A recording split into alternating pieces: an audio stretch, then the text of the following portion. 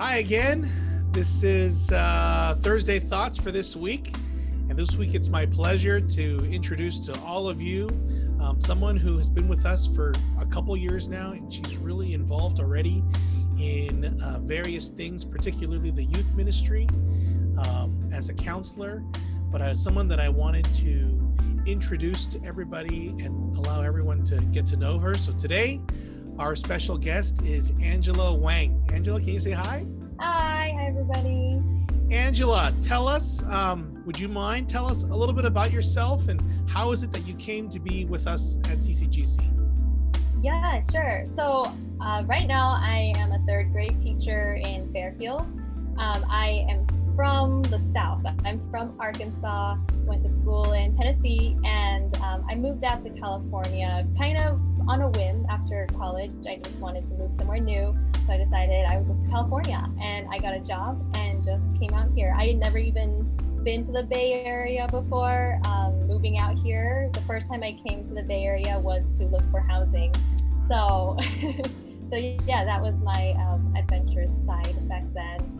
And I found CCGC because I go to a summer retreat every year for like a lot of Chinese churches in the Midwest and the South. And the year that I graduated from college, Pastor Eddie came to be the pastor for the week for the youth kids. So I got to know him, and I told him I was moving out to California. And he told me, oh, my church is only 30 minutes away from Fairfield, from where you live. So come check us out. And so I did. And yeah, Pastor Eddie was super welcoming, and everyone at church was just so open, so friendly. So I stayed for the entire time. Okay, so there's a couple of follow-up questions I want to ask. Okay, number one, where is your Southern accent? I don't hear it. Do you have one? No, I never picked up a Southern accent. Ever? You no, don't I say never did. y'all. You don't say a lot of these things that we expect from people from the South. Right. I actually never even say y'all. It sounds weird for me to say it in my own mouth. I don't know why. I just never did. Now that I'm looking back and like I hear, some of my friends from Arkansas talking in like their Instagram stories or whatever, I can hear their Southern accent. And I'm like, I never heard that growing up. And I just never picked it up. I'm not sure why. Now, have you in turn picked up Bay Area lingo and slang and the heck of this and heck of that, hell of this and all that kind of stuff? Have you picked that up yet? I actually don't think so either. No, I didn't. I guess I'm just I just speak. You articulate, which is good. I guess, yeah. I just speak the proper English and not stray too far, I guess. I've been in the Bay Area for 26 years, and I still can't bring myself to use that particular term. It's just too weird, too foreign to my ear. Yeah, same for me. Yeah. And okay, so you grew up in Arkansas. Do you still have family in Arkansas? Yeah. So my mom and my sister are both in Arkansas right now. My dad passed away when I was younger in high school. And so right now it's just the two of them in Arkansas. My sister's actually going to work in Chicago in a few months once the pandemic is over. So yeah, I still go back to Arkansas to visit my family. What does she do? She's a financial consultant. Okay. And does your mom work? Is she? Yeah, go ahead. She's a researcher at the University of Arkansas. Okay. All right. Is that the Razorbacks? Yeah. All right. Woo pig sooie. Say that again? Woo pig sooie. Woo pigs? Is that what you guys say? Yeah. Are you in Arkansas like a fan? When you see them play on TV, do you feel connected more to that or to your college, Vanderbilt?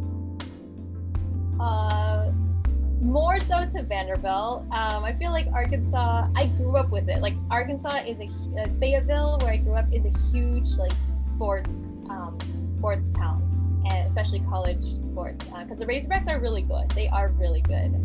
But I don't know. I never really liked football or sports too much, so I didn't follow them. Vanderbilt, I think it was more of just like how fun the events could be, going to the games. But I don't really follow any sports. I am proud when I hear them in the news, though. I'm like, oh yeah, that's where I'm from. from. That's where you're from. Yeah. Yeah, as you should be. Yeah. So you took this job, and this still fascinates me. You took a job, and you'd never been to that place, and you took this job knowing you would move 3,000 miles from home to a place you've never been, and you landed in Fairfield. How did you even find this job posting? So I went to a teaching career fair in Nashville, and they were interviewing on the spot. And so I got the job on the spot with the district. And so it was like I signed like a, what's it called? Temporary contract, I guess. Not a temporary contract. Sorry, I forgot what it was called. That's Signed okay. some kind of contract thing, and so then I was signed into the district, and then later on I got calls and to specific schools. Oh, I see. So you get hired by the district first, and then to the specific school. Uh-huh. Now, did you apply to any other schools around the country, other districts? I was very not on top of things. I applied to Nashville Metro Public Schools, and I also got hired by them, but I was like, I don't really want to stay in Nashville, so I'm just going to go with the other option that I got, which was Fairfield. Okay. And you landed in the Bay Area. Did you apply to anything in Los Angeles? I didn't look in Los Angeles. Okay. So you teach now, you teach third grade, and have you always taught third grade? No, so I taught middle school for the past 3 years. I've taught 7th grade, a 6-7 combo class, and 8th grade. Got it. Okay. So this is your first year teaching third grade. How do you like the little kids? They're great. I love the little kids. I studied elementary education in college, and so my roots, I guess, are in elementary. I love, the younger kids and just like how much fun that I can have with them. I had fun with the middle schoolers too, but it's just a different environment. The kids have a very different attitude, personality, hormone levels. Exactly. So, yeah. The absence of hormones. Right. I really do like the third graders. I think they're a lot of fun. They're really sweet. The content is not so much fun. I'm teaching like how to read and how to do basic math. So it's not as fun. I really liked middle school content in terms of like the math that I was teaching. I thought it was really interesting and really fun. But yeah, I do enjoy the age of the third graders. Yeah. Is it striking how much more innocent these kids are as compared to the 7th, 8th graders that you might have taught in the past? Oh yeah. Is that like a big deal? Definitely. Yeah, they're much more innocent. I'm not.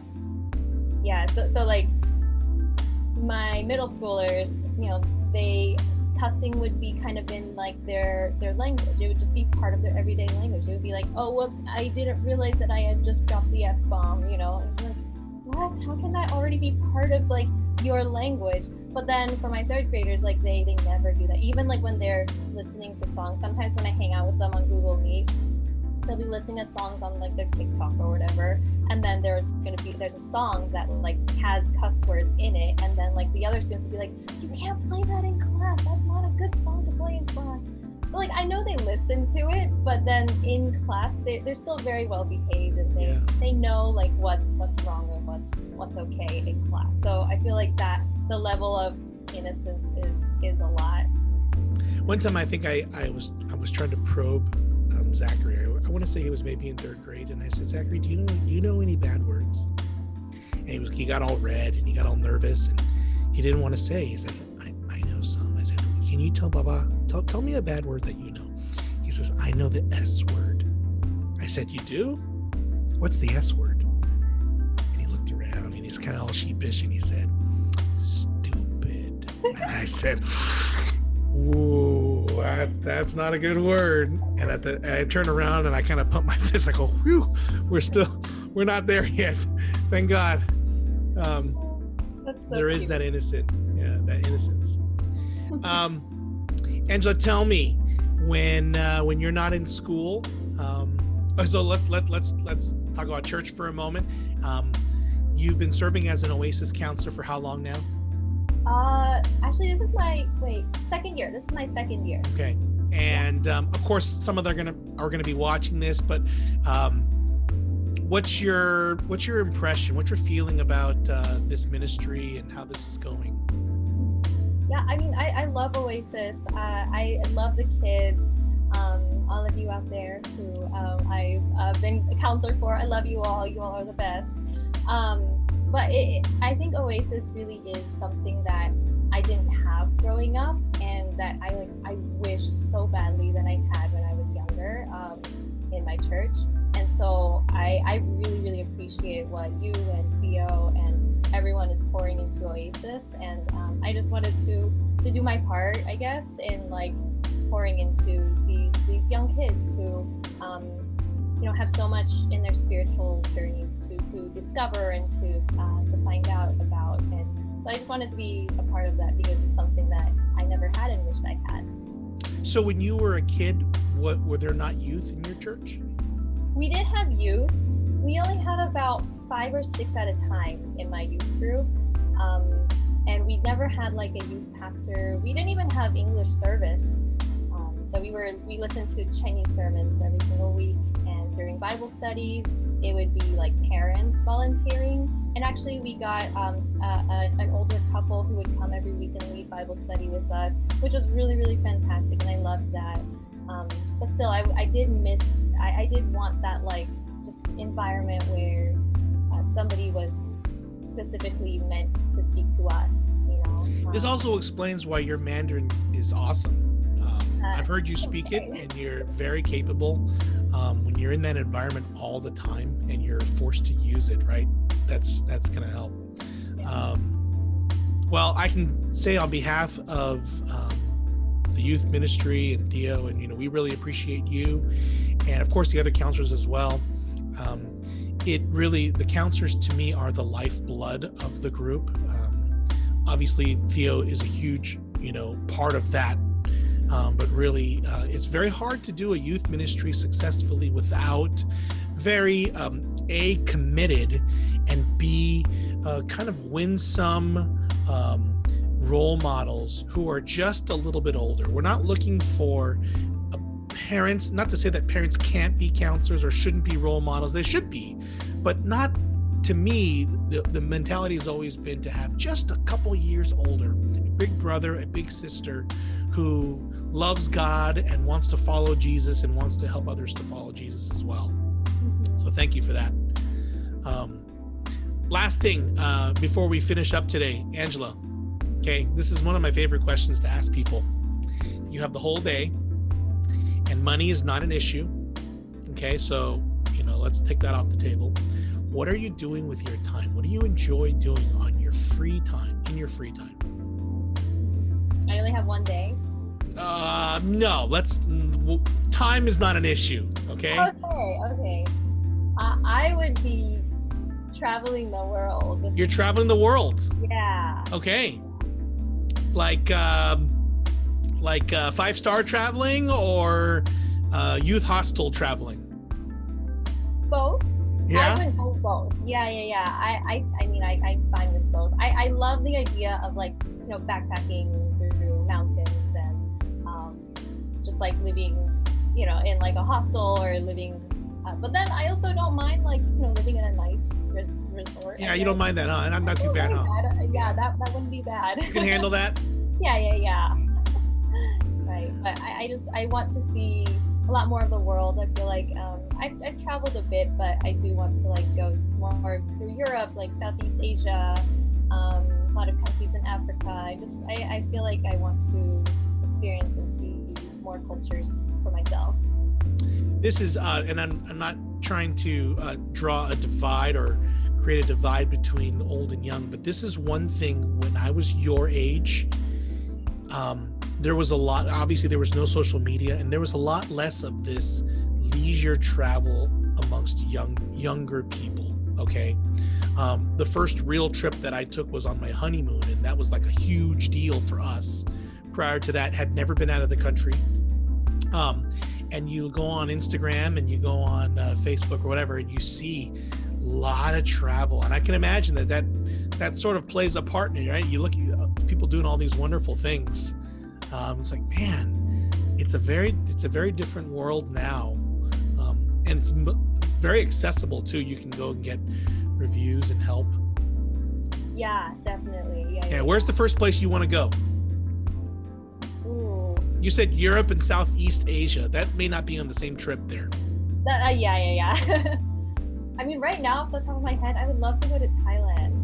Really love to go to Thailand. Yeah. What about Thailand draws you to that place? The food, the people, just like the culture. I would love to go there. Yeah. All right. Well, Angela, I really appreciate you taking the time to do this and sharing your life a little bit with our church community. To everybody else, I hope that when we come together, and it seems to be that it's going to be sooner than later, I hope that Angela is somebody that you feel a little bit more connected to now, as well as all of the other people that have come before her on this Thursday Thoughts. Obviously, we can't hit everybody. We don't have enough time or resources or just weeks, to do this, but this has been something that Theo and I have been trying, and we hope that it really has allowed us to feel somewhat more connected than we actually are physically. So with that, have a great day. Thanks for watching this edition of Thursday Thoughts.